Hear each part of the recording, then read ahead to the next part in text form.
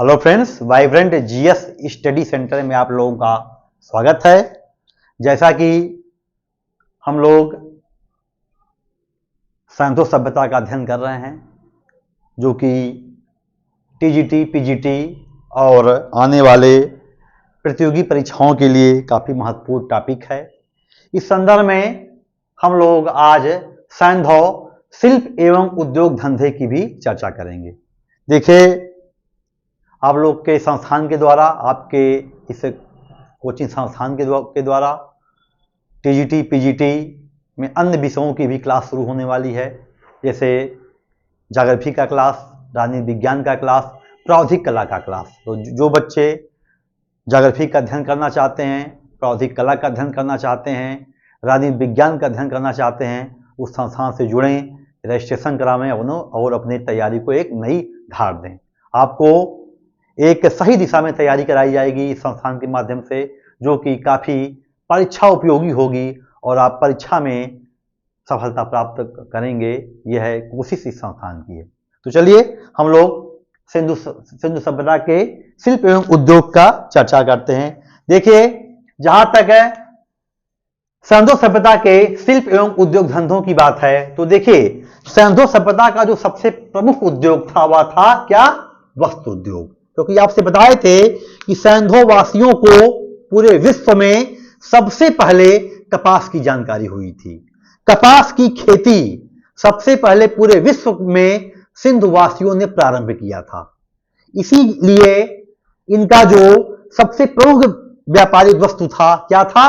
वस्त्र था। और इनका सबसे प्रमुख जो उद्योग था वह भी वस्त्र उद्योग था। अब देखिए, इसके साक्ष्य कहां कहां से मिलते हैं, कैसे प्रमाणित करेंगे आप कि सैंधव वासियों का प्रमुख उद्योग वस्त्र उद्योग था? तो इसके पीछे क्या क्या एविडेंस हैं, इसका अध्ययन करिए। यही परीक्षा में पूछा जाता है। देखिए, मोहनजोदड़ो से मठमैले, या उसको कहिए मजीठ रंग से लाल रंग में रंगे हुए लाल कपड़े के अवशेष। देखिए, ध्यान दीजिएगा, मोहनजोदड़ो से मजीठ रंग से या मठमैले रंग से लाल कपड़े में रंगे हुए लाल रंग में रंगे हुए लाल कपड़े के अवशेष चांदी के बर्तन में पाए गए हैं। मतलब कपड़ा भी मिल रहा है, उस पर कलर भी किया जाता था। इसका मतलब कपड़ा तो मिल ही रहा है, कपड़े मिलने का साक्ष्य तो मिल ही रहा है, और कपड़े को लाल रंग का कलर भी किया गया है। तो जो सैंधववासी थे वह कपड़े को रंगने की विधा से भी जान गए थे। हम आपको बताए थे कि कुछ ऐसे प्रमाण मिले हैं, कुछ ऐसे कुंड या हौज के प्रमाण मिले हैं जिससे लगता है कि वहां पर कपड़ों की रंगाई होती थी। तो कपड़े का प्रमाण मोहनजोदड़ो से, और कपड़ा किसमें है? लाल रंग में वो कपड़ा रंगा हुआ है। तो यह प्रमाण दर्शाते हैं कि सैंधववासी वस्त्र से परिचित हो गए थे, और जो इनका वस्त्र था वह मेसोपोटामियाई सभ्यता में निर्यात किया जाता था। तो हमारे यहाँ जो सैंधववासियों का जो व्यापार होता था अन्य देशों से, उसमें से जो वस्त्र था, वस्त्र सबसे प्रमुख वस्तु थी। अगला बात देखिए, कालीबंगा से भी अगला साक्ष्य देखिए। कालीबंगा से क्या मिला है? मिट्टी के बर्तन के एक टुकड़े पर सूती वस्त्र की छाप मिलती है। यहां मजीठ रंग से लाल रंग में रंगे हुए लाल कपड़ा मिलता है मोहनजोदड़ो से। अब कालीबंगा से मिट्टी के बर्तन के एक टुकड़े पर सूती वस्त्र की छाप मिलती है।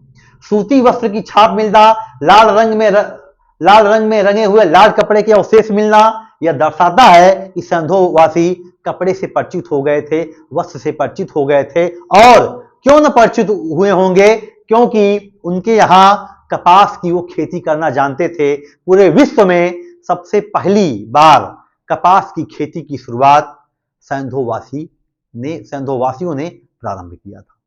अगली बात देखिए, यहीं से कालीबंगा से ही देखिए, तीसरा एविडेंस देखिए, कालीबंगा से ही सूती वस्त्र में लिपटा हुआ एक उस्तरा भी मिला है। उस्तरा के साक्ष्य, सूती कपड़े की छाप के साक्ष्य, सूती वस्त्र में लिपटा हुआ उस्तरा का साक्ष्य, सूती एक मिट्टी के बर्तन पर सूती वस्त्र की छाप, और मजीठ रंग से लाल रंग में रंगे हुए लाल कपड़े के अवशेष, यह सब दर्शाते हैं कि सैंधववासी वस्त्र से खूब परिचित हो गए थे। वस्त्र उनके यहाँ का मुख्य उद्योग हो गया था। इसलिए आप देखेंगे जो भी सैंधोवासियों का इनके समकालीन सभ्यताओं से जो व्यापार होता था, उस व्यापार की जो प्रमुख वस्तु थी, कहने का मतलब जो निर्यात की वस्तु थी, वह क्या था? वस्त्र था। अगली बात देखिए, हाँ, अगला एविडेंस देखिए, लोथल से प्राप्त मुद्राओं पर सूती वस्त्रों की छाप मिलती है। तो वस्त्रों की छाप कहां कहां से मिलती है? कालीबंगा से मिलता है, लोथल से मिलता है, इसके प्रमाण मोहनजोदड़ो से भी मिलते हैं। तो मोहनजोदड़ो से, कालीबंगा से, लोथल से वस्त्र संबंधी जो प्रमाण मिलते हैं वह दर्शाते हैं कि सैंधोवासी वस्त्र उद्योग में खूब रुचि रखते थे और उनका वस्त्र उद्योग अन्य जो उनके समकालीन सभ्यताएं थी उनके साथ होता था। और मोहनजोदड़ो से ही एक पुरोहित की पत्थर की मूर्ति मिली है। वह मूर्ति क्या है? वह मूर्ति जैसे लग रहा है कि साल से अपने आप को ढकी हुई है और जी उस साल पर कढ़ाई की गई है। महत्वपूर्ण देखिए, कहने का मतलब यह है कि मोहनजोदड़ो से जो पुरोहित की मूर्ति मिलती है जो कि पाषाण निर्मित है, वह एक साल ओढ़े हुए है और उस पर कढ़ाई की गई है। मतलब सूती वस्त्र के साथ ही साथ जो हड़प्पा वासी थे वह ऊनी वस्त्र का भी प्रयोग करना जानते थे। ऊनी वस्त्र से भी उनका परिचय हो गया था, तो ऊनी वस्त्र का साक्ष्य मिलता है। अगली बात कि जो साल है उस पर कढ़ाई भी की गई है, कढ़ाई का भी साक्ष्य मिलता है। कढ़ाई का साक्ष्य, ऊनी वस्त्र का साक्ष्य कहां से मिलता है? मोहनजोदड़ो से मिलता है। लोथल से प्राप्त मुद्राओं पर सूती वस्त्रों की छाप मिलती है। कालीबंगा से प्राप्त मिट्टी के बर्तन पर भी सूती वस्त्र की छाप मिलती है। मोहनजोदड़ो से ही मजीठ रंग में रंगे हुए लाल कपड़े के अवशेष चांदी के बर्तन में पाए गए हैं। ये सारी बातें यह प्रमाणित करती हैं कि सैंधोवासी वस्त्र उद्योग का, जो सैंधोवासियों का वस्त्र उद्योग काफी उन्नत अवस्था में था। अगली बात देखिए, अगला पॉइंट हमारा क्या है? मेसोपोटामिया को देखिए, वही आपको समझा रहे थे कि सैंधोवासी जो उनका समकालीन सभ्यताओं से जो व्यापार वाणिज्य होता था, उनके व्यापार वाणिज्य की जो निर्यात की मुख्य वस्तु थी क्या थी? सूती वस्त्र थी। देखिए, मेसोपोटामिया को निर्यात की जाने वाली वस्तुओं में सूती वस्त्र प्रमुख सामग्री थी। मेसोपोटामिया को निर्यात की जाने वाली वस्तुओं में सूती वस्त्र प्रमुख सामग्री थी। अगली बात देखिए, हड़प्पा जो संस्कृति थी, आपसे बताए थे विशुद्ध रूप से कांस्य युगीन संस्कृति थी, क्योंकि हड़प्पा वासियों ने ही सबसे पहली बार कांसे का प्रयोग किया। कांसा कैसे तैयार होगा? कांसे में जब टिन मिलाएंगे तभी, तांबे में जब टिन मिलाएंगे कांसा तैयार होगा। और देखिए, अब बात यह आएगी कि तांबा कहां से आता था, और यांत्रिक व्यापार हो रहा है। तांबे की मांग कहां से, उनकी तांबे की जो मांग थी, तांबा को कहां से लेते थे? टिन को कहां से लेते थे जिससे वो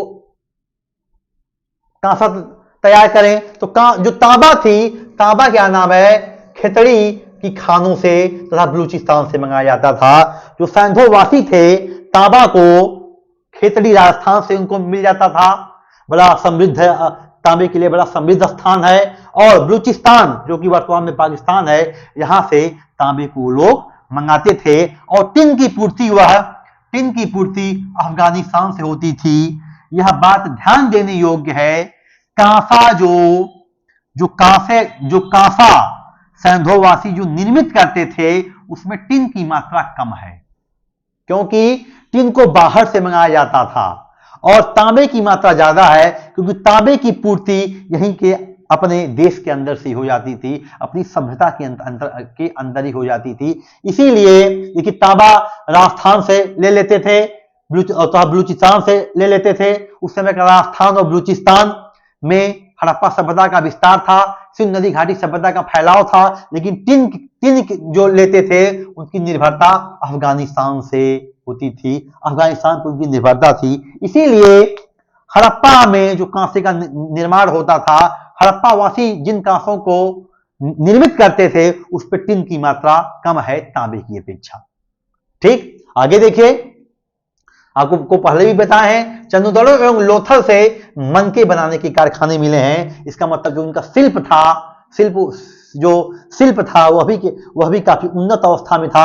मनके बताइए, मनके बनाने के कारखाने को साक्ष्य मिलता है लोथल एवं चंदोदड़ो से, जो यह दर्शाता था कि संधोवासी मनके बनाने में भी दक्ष थे। परीक्षा में पूछा जाता है कि मनके बनाने के साक्ष्य कहां से मिलते हैं, तो चंदोदड़ो एवं लोथल से मनके बनाने के साक्ष्य हमको मिलते हैं। अगली बात देखिए, अब हम थोड़ा हड़प्पाई मृदभांडों की चर्चा कर लें। तो हड़प्पाई मृदभांडों की खास विशेषता थी, इनका ये जो मृदभांड बनते थे वो चिकने और चमकीले होते थे। आप देखेंगे हड़प्पा मृदभांड की जो साक्ष्य मिले हैं, काफी उसमें एकदम जैसे काफी बारीकी से काम हुआ है, एकदम सपाट चिकना है और चमकीला है, एकदम वो चमकता रहता है। तो हड़प्पा मृदभांड पूछा जाता परीक्षा में, हड़प्पा मृदभांडों की सबसे प्रमुख विशेषता क्या है, तो ही टिक मारिएगा जो वहां का मृदभांड था वो चिकना और चमकीला था। अब देखिए इसमें आपकी परीक्षा उपयोगी प्रश्न कहां से बनेंगे। पहला प्रश्न आपसे पूछेगा, देखिए क्वेश्चन नंबर 1 आपका पहला पॉइंट हमारा था कि हड़प्पा वासियों का सबसे प्रमुख उद्योग क्या था। दे देगा 4 ऑप्शन, उसे मारिएगा। हड़प्पा वासियों का सबसे प्रमुख उद्योग वस्त्र उद्योग था।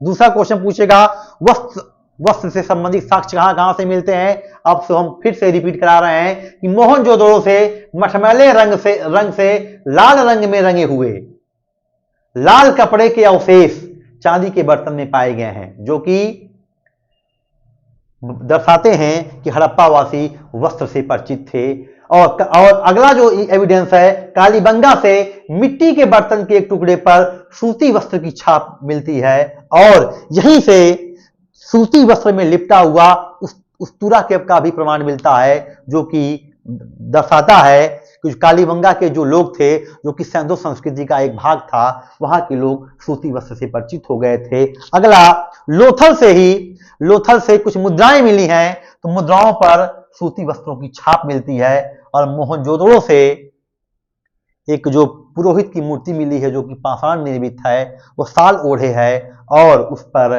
कढ़ाई का साक्ष्य मिलता है। तो सारे साक्ष्य यह दर्शाते हैं कि सैंधोवासी वस्त्र से परिचित थे और जो इनका मुख्य उद्योग था वस्त्र उद्योग था, क्योंकि कुछ ऐसे साक्ष्य मिलेंगे जो आपको बताएंगे कि मेसोपोटामिया को निर्यात की जाने वाली जो मुख्य सामग्री थी क्या थी, वह वस्त्र थी। तो वस्त्र के साक्ष्य कहां से मिलते हैं। लोथल से परीक्षा में पूछा जाएगा, लोथल से मिलेगा, कालीबंगा से मिलेगा, मोहनजोदड़ो से मिलेगा। ठीक, और उनका प्रमुख उद्योग क्या था, वस्त्र उद्योग था। इसके बारे में हम चर्चा कर लिए हैं। अब हम हड़प्पा संस्कृति के व्यापार और वाणिज्य की चर्चा करेंगे। देखिए जहां तक हड़प्पा संस्कृति के व्यापार वाणिज्य की बात है, तो हड़प्पा संस्कृति की व्यापार वाणिज्य काफी उन्नत अवस्था में थी। उसके समकालीन जितनी भी संस्कृतियां थी, जितनी भी सभ्यताएं थी, सबके साथ इनका व्यापार होता था। और वह जो व्यापार था वह सैंधो नदी घाटी के पक्ष में था। पक्ष का मतलब कि सैंधोवासी निर्यात ज्यादा करते थे, आयात कम करते थे, क्योंकि इनकी जो अन्य आवश्यकता की चीजें थी इनके आंतरिक व्यापार से ही पूरी हो जाती थी। इतने कुशल थे कि अपने अंदर ही अपनी आवश्यकता की पूर्ति कर लेते थे। फिर भी कुछ चीजों की निर्भरता विदेशों से थी, जैसे टिन का वो आयात करते थे। कहां से, अफगानिस्तान से। आगे आप देखिए व्यापार और जो वाणिज्य था, देखिए व्यापार 2 प्रकार के होते थे, आंतरिक व्यापार भी होता था और वह व्यापार भी होता था। आंतरिक व्यापार के जो मुख्य केंद्र थे, आंतरिक व्यापार के 2 मुख्य केंद्र थे, क्या थे, एक हड़प्पा था, दूसरा मोहनजोदड़ो था। क्योंकि जो हड़प्पा और मोहनजोदड़ो था, दोनों मुख्य व्यापारिक मार्ग पे, प्रमुख व्यापारिक मार्ग पे स्थित थे, इसीलिए यह आंतरिक व्यापार के प्रमुख केंद्र थे। अब देखिए देश के किन किन हिस्सों से क्या क्या सामग्री मिलती थी। देखिए इनको कर्नाटक की कोलार खान से सोना प्राप्त हो जाता था आसानी से। दूसरी बात, राजस्थान और बलूचिस्तान से इनको तांबा मिल जाता था। सोना की प्राप्ति कहां से हो रही है, कोलार खान से। तांबा कहां से मिल रहा है, बलूचिस्तान से। अजमेर से क्या प्राप्त कर रहे हैं, सीसा प्राप्त कर रहे हैं। कश्मीर और काठियावाड़ से बहुमूल्य पत्थरों की प्राप्ति हो रही है। इसका मतलब कि आंतरिक व्यापार भी ये लोग करते थे। दूसरी बात कि हड़प्पा सभ्यता में, सिंधु नदी घाटी सभ्यता में मुद्राओं का प्रचलन नहीं था, कैश व्यापार नहीं होता था। व्यापार कैसे होता था? वस्तु विनिमय पे आधारित था। परीक्षा में प्रश्न पूछा जाता है कि हड़प्पा वासी व्यापार कैसे करते थे, ऑप्शन दे देगा, एक उसमें ऑप्शन रहेगा वस्तु विनिमय पे आधारित। तो वस्तु विनिमय पे आधारित व्यापार था, एक वस्तु देते थे, दूसरी वस्तु लेते थे। वस्तु विनिमय का ही मतलब हुआ ना, एक वस्तु देना, दूसरी वस्तु लेना। दूसरी बात कि समुद्री व्यापार भी होते थे, और समुद्री व्यापार किसके माध्यम से होते थे? जलपोत एवं नावों से होते थे। तो आंतरिक व्यापार के केंद्र क्या क्या थे? कर्नाटक था, बलूचिस्तान था, राजस्थान था, अजमेर था, कश्मीर था, काठियावाड़ था। यहां से ये लोग अपने आंतरिक आवश्यकताओं की पूर्ति कर लेते थे। और वह व्यापार वस्तु विनिमय पर आधारित था। वह व्यापार कहां से लोग करते थे? अब देखिए, अफगानिस्तान से करते थे, सेंट्रल एशिया से या मध्य एशिया से करते थे, ईरान से, फारस की खाड़ी से, मेसोपोटामिया की सभ्यता से, और मिस्र से और बहरीन से। कहां कहां से? अफगानिस्तान, मध्य एशिया, ईरान, फारस की खाड़ी, मेसोपोटामिया, मिस्र, बहरीन, इन देशों से सैंधो वासियों का व्यापारिक संबंध था। अब देखिए कहां से क्या क्या चीजें लेते थे। अफगानिस्तान व ईरान से मुख्य रूप से वह चांदी तथा लाजवर्त मणि का आयात करते थे। विलासिता की सामग्री है, लेपिस लाजुली इसको बोलते हैं। अफगानिस्तान व ईरान से चांदी व लाजवर्त मणि का आयात किया जाता था, और इस लाजवर्त मणि का जो उपयोग करते थे हड़प्पा वासी, आभूषणों में करते थे। चांदी का भी उपयोग आभूषण में किया जाता था, क्योंकि हड़प्पा वासियों को चांदी की जानकारी हो गई थी, सोने की भी जानकारी थी, और बहुमूल्य पत्थरों की भी जानकारी थी। तो जो लाजवर्त मणि है, यह एक बहुमूल्य पत्थर की श्रेणी में आता है। लाजवर्त मणि कहां से लेते थे? अफगानिस्तान व ईरान से लेते थे। दूसरी बात कि देखिए, जो मेसोपोटामिया के विभिन्न नगर हैं, जैसे आपके यहां हड़प्पा सभ्यता में विभिन्न नगरों को उल्लेख हमने किया था ना, कहीं धौलावीरा है, कालीबंगा है, आलमगीरपुर है, उसी प्रकार मेसोपोटामियाई सभ्यता में भी तमाम नगर थे। कौन कौन नगर थे? जैसे किस हुआ, सुमेर हुआ, निपुर हुआ। यहां से हड़प्पाई मेसोपोटामियाई नगरों से हड़प्पा संस्कृति से संबंधित अनेक सामग्रियां मिलती हैं। ध्यान से सुनिएगा, जो मेसोपोटामियाई नगर है, जो मेसोपोटामिया के सभ्यता के विभिन्न नगर हैं, जिसमें किस आता है, सुमेर आता है, निपुर आता है, वहां से हड़प्पा सभ्यता की अनेक वस्तुओं के साक्ष्य मिलते हैं, और यह साक्ष्य दर्शाते हैं कि हड़प्पा संस्कृति का मेसोपोटामिया संस्कृति से व्यापार होता था, और वह व्यापार काफी उन्नत अवस्था में था। पहला एविडेंस देखिए वह व्यापार का। दूसरा एविडेंस देखिए, सारगोन युगीन एक लेख मिला है, जो कि वहां का सुमेर वंश का एक शासक था सारगोन। आपको बताए थे ना कि मेसोपोटामिया सभ्यता में हम 3 सभ्यताओं का अध्ययन करते हैं।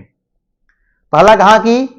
सुमेरियन सभ्यता, दूसरा बेबीलोन की सभ्यता, तीसरा असीरियन सभ्यता। इसी सुमेरियन सभ्यता का एक शासक था सारगोन। तो सारगोन युगीन एक लेख मिला है, उस लेख में मेलुहा और ढिलमुन का उल्लेख किया गया है। अब देखिए, ढिलमुन की पहचान किससे की जाती है? ढिलमुन की जो पहचान की जाती है वह बहरीन द्वीप से की जाती है। बहरीन द्वीप से ढिलमुन की पहचान की जाती है। और सबसे बड़ी बात क्या है, ध्यान देने योग्य, जो परीक्षा में पूछा जाता है, यही जो ढिलमुन था, यही हड़प्पा और मेसोपोटामिया की सभ्यता के मध्य जो व्यापार होते थे, उसमें यही ढिलमुन मध्यस्थ का काम करता था। इसी ढिलमुन जो ढिलमुन नामक स्थान था, वही मध्यस्थता करता था। एक प्रकार से इसी स्थान से दोनों देशों के बीच व्यापार वाणिज्य होते थे।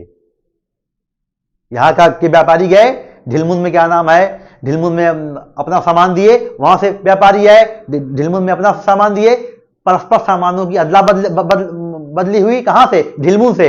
वो लेके अपने देश लेके चले गए, ये लोग अपने देश लेके चले आए।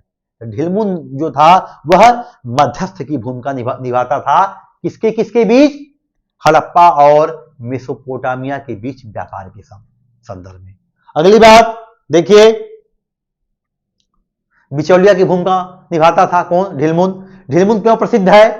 जो जितने भी सुमेरियन लेख मिले हैं, उस सुमेरियन लेख में ढिलमुन को सूर्योदय का देश कहा जाता है, साफ सुथरे नगरों का स्थान कहा जाता है, हाथियों का देश कहा जाता है।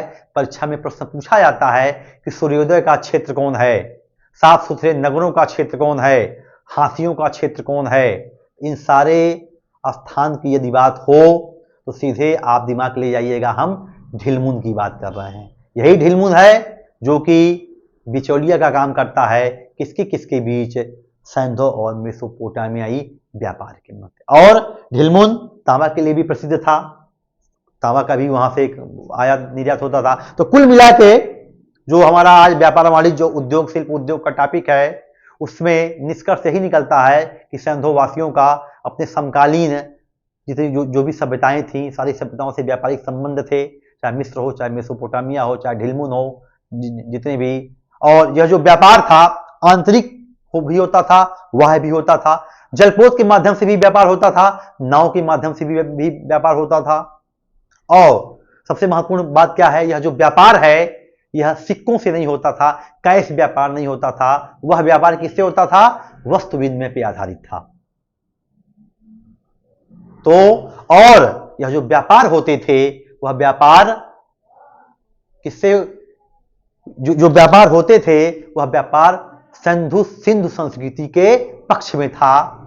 कहने का मतलब बेटा यह है कि व्यापार में सिंधुवासी निर्यात ज्यादा करते थे, आयात कम करते थे, इसीलिए जो संपूर्ण व्यापार था सिंधुवासियों के पक्ष में था। अब देखिए, वस्तु विनिमय समझ में नहीं आ रहा होगा।